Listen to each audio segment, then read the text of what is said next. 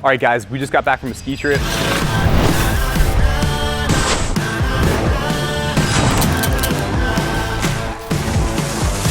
We're kind of making our transition back into working out. We didn't skip working out while we were there, but it definitely didn't have the weights or intensity that we normally do. So to kind of make that transition back in, we're going to do a full body day, starting with some squats. We're gonna do some sets of 5, just kind of working up to something moderately heavy, kind of transition back in, set ourselves up for success, and get back into the routine of working out. So we just got back from vacation, like Pat mentioned, and vacation can be really fun, but you don't just have to let everything go. So we were on the slopes, we were skiing, and we still wanted to make sure that we make working out and fitness a priority. So we would get up in the morning and we would hit a workout, usually something with dumbbells, maybe some pull-ups. They had a lat pull-down machine, things like that, just to stimulate our muscles and keep the routine and keep the habit. So that way when we came back, the transition wasn't quite as hard. Maybe our intensity wasn't as great.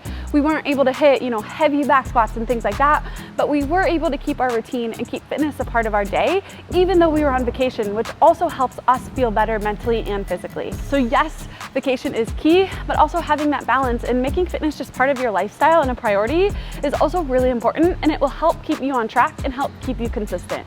Kind of getting back in, more the jet lag than anything, just kind of takes a little bit of toll. My body feels good because I haven't obviously lifted heavy, but having the heavy weight on there just felt a little heavier than normal and a little bit slower. So we worked up to a heavy set of 5, and then we kind of did a burnout set of some no lockout squats at about 40-ish% of our 1 rep max, with just a quick turnover and a lot of time under tension, where it's not really heavy, but by that last few reps, you can definitely feel the lactic build up. So we're gonna move on to some bench now. Programming should be kind of some barbell bench, but barbell bench and barbell press are 2 things that kind of bug my shoulder a little bit. So I'm gonna stick with some dumbbells today. It's a little bit easier, and I can kind of find a position where it doesn't bother kind of the front of my shoulder. So that's what I'm gonna stick with. We're going to do 3 max effort sets at about 50-ish% for some volume. And then we've got some curls, some chin-ups. We've got a little bit of everything that we're gonna get into today.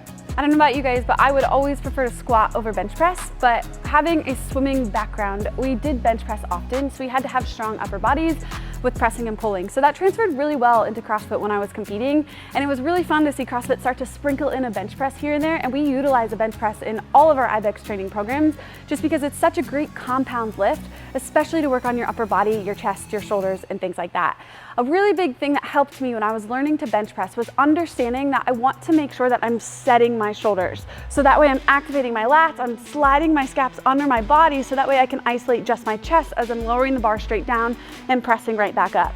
We want to have a nice active midline and 3 points of contact. So our upper back, our butt, and our feet are going to be in contact with the floor, but our lower back is actually going to have a slight arc or a slight curve in it because we're pulling those shoulder blades underneath of the body. So if you can do that, it's really going to help you isolate your chest and your shoulders, and it's also going to keep your back active so we're not just relying on our anterior delt. Today's sponsor of our video is Element. Element is something Patrick and I literally take every single day, and we absolutely love it. I look forward to waking up in the morning and putting one of these packets in my water because I know how great it's gonna make me feel, not only when it comes to my performance later in the gym, but also mentally when I'm tackling whatever work I have on my plate for the day. Since taking Element and incorporating it into our daily routine, it has become extremely apparent to both of us when we're hydrating with just water versus when we're hydrating with electrolytes.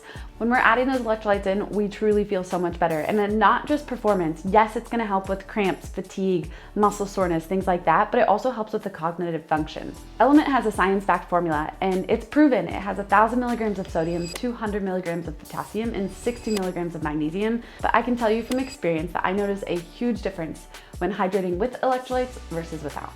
Using the link below is a great way to support our channel, and then by using that link, Element will also give you guys a free sample packet with any order. And that's a great way to try out all 8 flavors. If you ask me, I haven't found a flavor that I don't like, but my favorites are raspberry and watermelon salt. Make sure you guys click the link below to not only support this channel, but also get your free sample packet today. The link is drinklmnt.com/Christy Ermo or drinkelement.com/Christy Ermo, and that'll get you that free sample packet.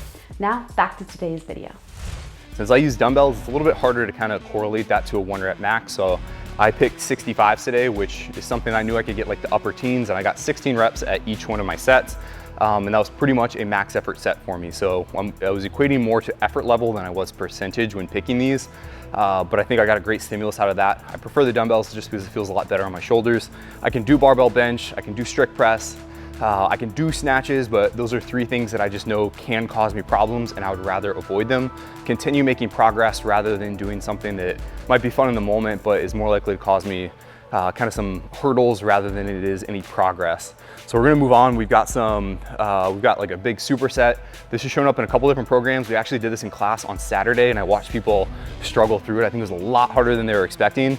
We were going to go 10, 9, 8, 7, 6, 5, and then end on 4s of strict pull-ups, hammer curls, and bent over flies. So we're kind of hammering the same muscle groups. And I think after set 10, everybody just kind of looked at the clock on the board and was like, this is gonna be a long superset. The reps do go down, but those middle sets are just challenging because they're still fairly big.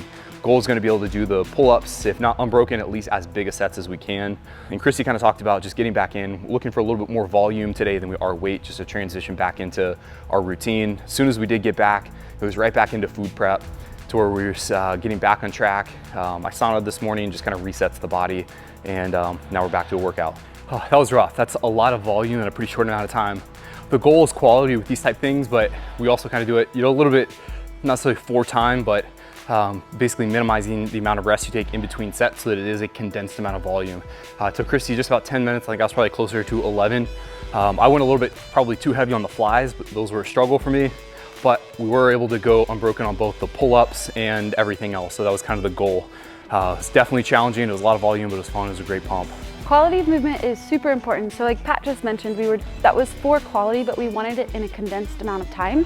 And this can definitely translate over to your CrossFit. If you're working on improving your butterfly pull-up endurance or your kipping pull-up endurance, we don't just need to be doing kipping or butterfly pull-ups, but we need to strengthen the muscle groups and strengthen the muscle endurance of those muscles that we're using.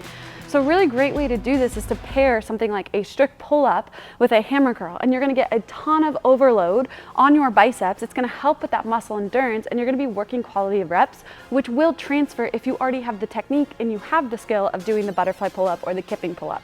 So we don't always need to do more of those higher skill movements, but we need to break down those movements such as a handstand push-up into some seated strict pressing to strengthen those muscle groups to help us with our stamina and endurance so that when we get into those movements during our workouts, we can hit bigger sets throughout. We hope you guys enjoyed this video. Up next for Patrick and I is gonna be the Hyrox in Houston. So if you guys are gonna be there, we would love to see you. Make sure you say hey. This is gonna be our first Hyrox. So like I mentioned earlier, we used this bodybuilding full body day just to get ourselves going. Our heart rate did come up on some of the heavier lifting stuff on the superset.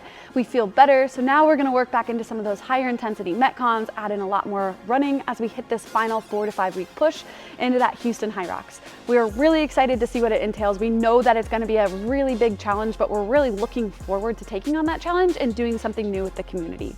If you guys have any questions about what we did today or looking for workouts like this, check out the IBEX training app.